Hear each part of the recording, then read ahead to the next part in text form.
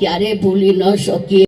જામનગરમાં રહીશ, અનંતને મદદ કરીશ અને આ રીતે બંને જણા ખૂબ ખુશી રહે જામનગરમાં અને હજુ પણ છે એના કરતાં એમના બિઝનેસને ખૂબ આગળ વધારે અને આપણને ચોરવાડની પ્રજાને, જામનગરની પ્રજાને ખૂબ ખૂબ લાભ મળતો રહે એવી મારી શુભકામના છે.